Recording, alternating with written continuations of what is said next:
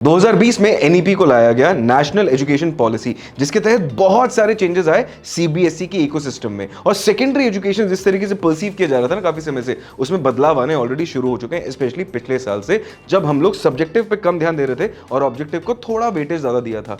इस साल फिर से एक और ऐसा ही हमारे पास एक सर्कुलर आ चुका है, जहां पे ये बोला गया कि और ज्यादा एमसीक्यूज के ऊपर ध्यान दिया जाएगा, ऑब्जेक्टिव पे दिया जाएगा और सब्जेक्टिव पे थोड़ा कम कर दिया जाएगा। Now the reason behind this is very simple, ताकि रट्टाफिकेशन मतलब रोड लर्निंग से बच्चे थोड़े से डाइग्रेस होकर थोड़ा सा हट के वो लोग कॉम्पिटेंसी बेस्ड अप्रोच के ऊपर ध्यान दें। अब कॉम्पिटेंसी बेस्ड अप्रोच क्या होती है? मतलब जहां पे व्यक्ति को अपने आप सोचना पड़ता है कि यार ये हुआ तो ये क्यों हुआ। तो basically you have to read between the lines.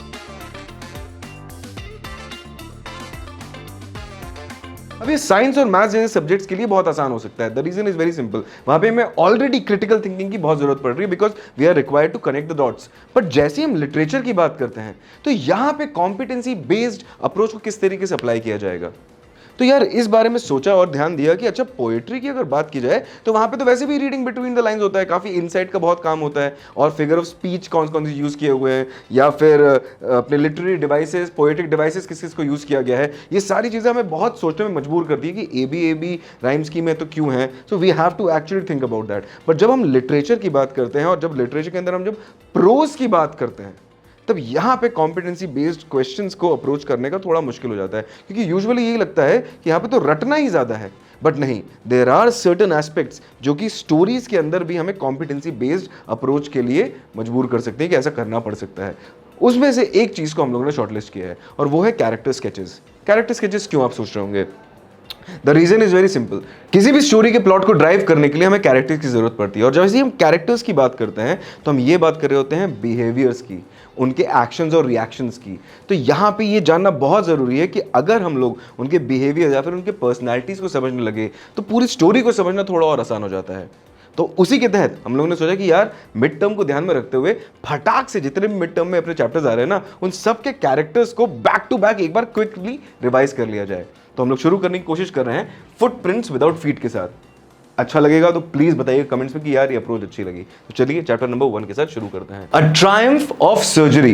3 important characters हैं इसके अंदर। सबसे पहला कैरेक्टर है मिसेस पंफ्री का। अब मिसेस पंफ्री कौन है? She is a wealthy rich woman जो कि अपने डॉग ट्रिकी के लिए बहुत ज्यादा डिवोटेड है। ट्रिकी हमारा दूसरा इंपॉर्टेंट कैरेक्टर रहेगा, थोड़ी देर में बात करते हैं उसके बारे में। तो पंफ्री मैडम के साथ एक सबसे बड़ा प्रॉब्लम ये था कि शी वॉज इग्नोरेंट। मतलब उनको प्यार बहुत करती थी अपने डॉग को, पर वो इग्नोरेंट भी थी। उन्हें ये लगता था कि खाना या lack of food, malnutrition was the issue with Tricki. But नहीं, lack of exercise and excessive food and variety of food was the actual issue. तो तभी कुत्ता उनका बीमार पड़ गया, और यही ओवर प्रोटेक्टिव नेचर के चलते वो डॉक्टर के बोलने के बावजूद भी अपने ट्रिकी को वैसी खाना खिलाती रही। बट दे रहा है दुरुस्त है, आखिर में ट्रिकी बेहतरीन हो जाता है अगर कहानी याद होगी तो, क्योंकि इससे रिलेटेड जो हमारा पूरा चैप्टर की समरी है अलॉन्ग विद ऑथर सारा कार्यक्रम वो हमने दे दिया है ऑलरेडी। नाउ दूसरा कैरेक्टर है ट्रिकी का। ट्रिकी कुत्ता है, वो बेसिकली एक स्टमक है विद 4 लेग्स, पेट 4 लेग्स के साथ, क्योंकि उसे खाना पसंद है। अगर आपके पास पेट होगा तो आपको पता होगा कि उन्हें खिलाते रहो,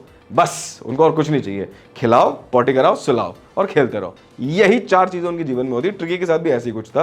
तो अनफॉर्चुनेटली वो इतना ओबीस हो गया था कि वो छोटे छोटे पैरों पे चलते चलते ऐसा लगता था कि एक हॉट डॉग का सॉसेज है और उसके 4 पाँव निकल आ चुके हैं। नाउ उसको जब मौका मिला टू गेट हेल्दियर तो बहुत ही मस्कुलर और एक्टिव भी हुआ। तो ये बेसिकली ट्रिकी एक मासूम सी जान जो कि पंफ्री अपने पेट पेरेंट के ऊपर डिपेंड करती थी, इस टाइप का अपना है काम। उसकी बहुत ही खराब हैबिट ये थी कि वो ओवरफेड होता था, मतलब वो खाता पीता रहता था पूरे टाइम। तो ये खराब आदत थी उसकी। नेक्स्ट है हमारे डॉक्टर जेम्स हेरियट।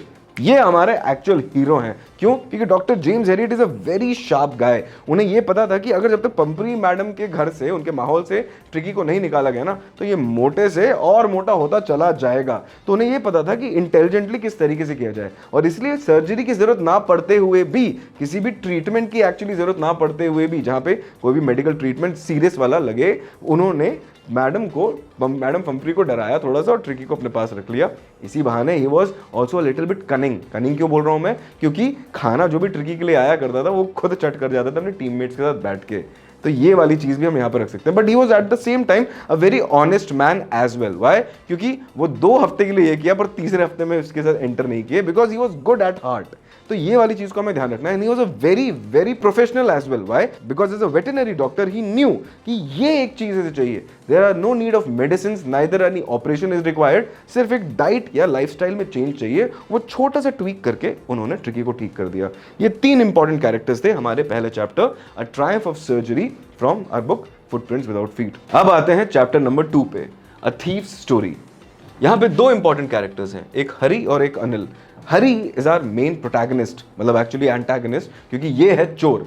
अब ये बहुत ही शाना है, he is very cunning and he has the gift of the gab, मतलब he knows how to talk to people and flatter them. इसी तरीके से तो उसने अनिल के साथ दोस्ती करी थी शुरुआत में कि वाह यार तुम रसलर की तरह दिखते हो, क्या बढ़िया पर्सनैलिटी है, और धीरे धीरे करके उसके लाइफ का पार्ट बन गया। Now he can earn people's trust because he knows how to speak to them. तो ये चीज हमें जानना बहुत जरूरी है। दूसरा, ही इज क्वाइट सेल्फिश। शुरुआत में at least first half of the story में काफी सेल्फिश होता है, क्योंकि वो पैसे वगैरह चुराने और एटने के हिसाब से उसके पास आता है, रिगार्डलेस ऑफ द फैक्ट कि Anil has always been kind to him. ये 2 इसके सबसे इंपॉर्टेंट कैरेक्टरिस्टिक्स हैं। बट तीसरा कैरेक्टरिस्टिक होता है इसका, जो बहुत खूबसूरत कैरेक्टरिस्टिक निकल के आता है, वो होता है the strong sense of introspection and the ability to change. क्योंकि जब वो स्टेशन पे बैठा होता है चुपचाप, वहां पे जाके उसे रियलाइजेशन होता है कि नहीं यार इसने मेरे साथ अच्छा किया, और वो चेंज के केपेबल होता है। बिकॉज अगर अंत तक हम स्टोरी के पहुंचे तो हमें ये पता चलता है कि Hari undergoes a change of heart, जिसके तहत वो चोरी करने के बावजूद भी वापस अनिल के पास जाता है और वो पैसे वहां पे वापस रख देता है जहां से वो चुराया होता है। तो ये चीजें हमें हरी के बारे में जानने की बहुत जरूरत है, 2 खराब 2 अच्छी। अब बात करते हैं हम अनिल के बारे में। Anil is a young aspiring writer. वो बहुत ही मेहनती और हार्ड वर्किंग है और एक ऑनेस्ट लिविंग को कमाना जानता है। साथ ही साथ कभी हमें लग सकता है कि वो नाइव है, मतलब वो ज्यादा दुनियादारी नहीं समझता, पर ऐसा नहीं है। He is very sharp. Anil को लोगों की परख है, he understands people and there intention, क्योंकि वो पहले ही समझ चुका होता है कि हरी उसे झूठ बोल रहा है क्योंकि कुकिंग नहीं आती, और उसके अलावा वो हर बार 1 रुपए भी चुरा रहा होता है जो भी ग्रोसरी आइटम्स खरीदने जाता है उसके बाद। But still Anil is a very kind person, क्योंकि ये सब जानते हुए भी वो हमेशा सोचता है कि हर एक इंसान को एक मौका जरूर मिलना चाहिए। और वो हरी को भी at the end of it, even तो वो जानता है कि वो गड्डी ऑफ मनी, वो पैसे का जो गड्डी होता है वो चुरा लेता है, फिर भी वो हरी को एक और चांस देता है और कभी भी उसे क्रिटिसाइज नहीं करता है, बुरा भला कभी नहीं बोलता है। गलती होने के बावजूद भी उसके सिखाने का तरीका एक अलग होता है। So he is a very kind person, he is honest and he is very sharp. He understands how to जज a person's character and on that basis he decides his next course of action. तो काफी sharp इंसान है। तो ये हो गया हमारा चैप्टर नंबर 2, अ थीफ्स स्टोरी। अब देखते हैं चैप्टर नंबर 3 है द मिडनाइट विजिटर। इसके अंदर 3 इंटरेस्टिंग कैरेक्टर्स हैं। ये डिटेक्टिव स्टोरी है, अगर आपको याद होगा तो इसका भी पूरा का पूरा समरी जो है हमारे इस चैनल पे अपलोडेड है। अब ऑसिबल नाम का एक बंदा है, दूसरा है मैक्स और तीसरा है फाउलर। ऑसिबल हमारा हीरो है, मोटू सा है, एकदम छोटू सा है, लगता नहीं उसे देख के कोई डिटेक्टिव होगा, but that is a very deceptive visage. His facade is very deceptive. मतलब वो जिससे दिखता है वैसा वो है नहीं, because he is very sharp of mind. काफी अजाइल है, अजाइल का मतलब क्विक थिंकर है वो, और इसी तरीके से पूरी कहानी में वो आउटविट कर देता है हमारे मैक्स को, जो कि उनका एनिमी होता है। अब मैक्स की बात करते हैं हम लोग, तो मैक्स जो है ना वो थोड़ा सा ज्यादा फिट है इससे, और ज्यादा लंबा नहीं है पर इससे कंपैरेटिवली फिट है, और उसके हाथ में एक रिवॉल्वर होती है, एक पिस्टल होती है, जो भी वेपन होता है बेसिकली। पर उसको अगर हटा देना तो मैक्स भी कुछ ज्यादा इंपोजिंग फिगर नहीं है, मतलब कुछ ज्यादा इंटिमिडेटिंग फिगर नहीं है। अब मैक्स थोड़ा सा एंग्शियस और थोड़ा सा डिम वेटेड भी कह सकते हैं कंपेयर टू ऑसिबल। The reason is very simple, कि वो मान लेता है उस पूरी एंग्जाइटी एंग्शियस सिचुएशन में जो कि ऑसिबल क्रिएट करता है कि पुलिस आ चुकी है और वगैरह वगैरह वगैरह, कि वो जहाँ पे बैल्कनी नहीं होती वहां से भी कूद पड़ता है। तो मतलब एक डिटेक्टिव थोड़ा तो देख के उतरे कि कहाँ पैर रख रहा है, इतना भी नहीं कर पाता बिकॉज ही इज एंग्शियस। तो काफी एंग्शियस और अंडर स्ट्रेस्ड रहता है मैक्स। ये हमें बात जानने की बहुत जरूरत होती है, because he reacted to Ossible's tricky ideas. ये हमें जानना बहुत जरूरी है।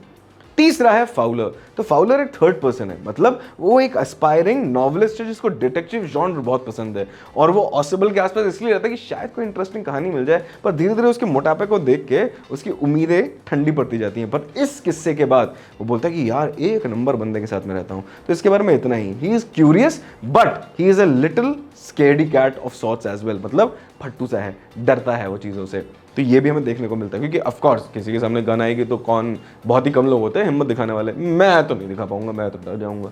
अब ये इतना क्विक तरीके से हम लोग कैरेक्टर स्केचेस को यहाँ पे समझ रहे हैं। अगर आपको पता होगा तो आप by the way if you are following what I am saying, आपका रिवीजन भी हो रहा है। अब आते हैं हम चैप्टर नंबर 4 पे, the question of trust. Again एक बहुत ही खूबसूरत चैप्टर जहां पे हम दो चोरों के बारे में जानते हैं और किस तरीके से थीव्स के बीच में ऑनर नहीं होता है ये हमें समझ में आता है। पहला हमारा सेंट्रल कैरेक्टर है हॉरेस डैनबी। वैसे तो लोगों को लगता है कि वो बहुत ही अच्छा इंसान है और अच्छा इंसान है, so he is a good person, he is a good citizen, but he is not an honest citizen या फिर honest person of the society.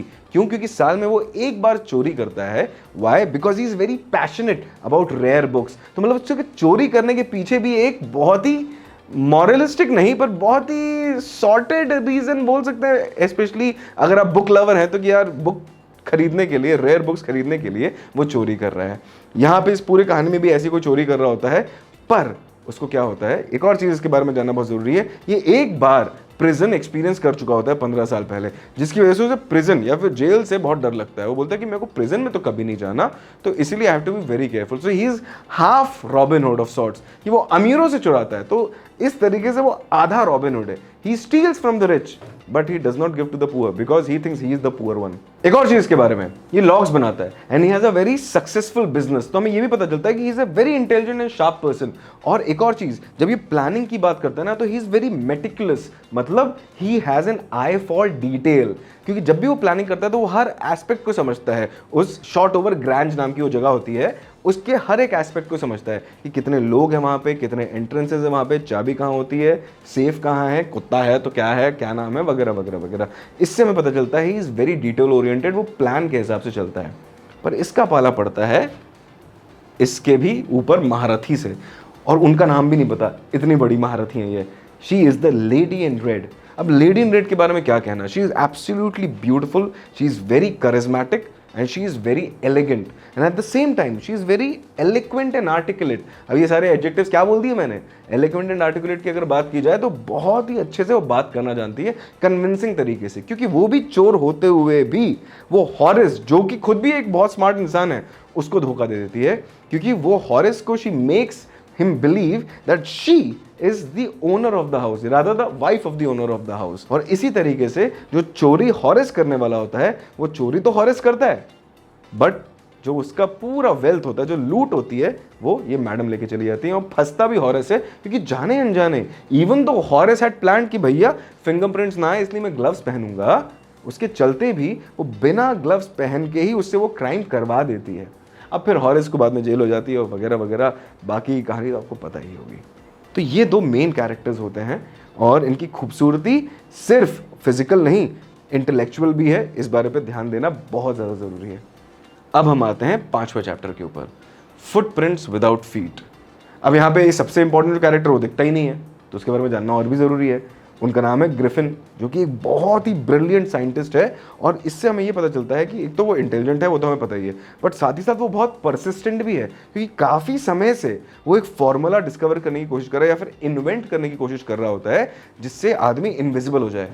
अब वो उसका इंटेलिजेंस और उसका persistence and the passion that he has for the subject actually gives him results.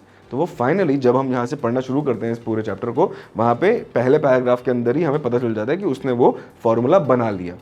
But यहाँ पे morality की बात की जाए, मतलब उसका मॉरल कंपस कैसा है, सही गलत में अंतर करना उसे नहीं आता। वो इतना फ्रस्ट्रेटेड होता है अपने एक्चुअल रियलिटी की वजह से, उसका ओनर उससे परेशान होता है, उसके पास पैसे वगैरह नहीं होते हैं, वो चिड़चिड़ कुड़कुड़ करता है, तो उसकी वजह से वो फ्रस्ट्रेशन इतना अंदर हो जाता है उसके, जिसके तहत वो इतनी बड़ी इन्वेंशन करने के बावजूद भी उसका दुरुपयोग करता है, उसको गलत तरीके से अप्लाई करता है। वो चोरी चिकारी करता है, लोगों को मारता पीटता है। और अगर आप पूरी नॉवल पढ़ेंगे the invisible man by H.G. Wells, तो आपको समझ में आएगा कि कितनी adventurous but at the same time quite tragic character है ये बंदा। Genius but tragically so. और दूसरा जो है इसमें कैरेक्टर जो बहुत इंपॉर्टेंट है, जो कि that character stands out from the crowd, is that of Mrs halls. अब मिसेस हॉल कौन है?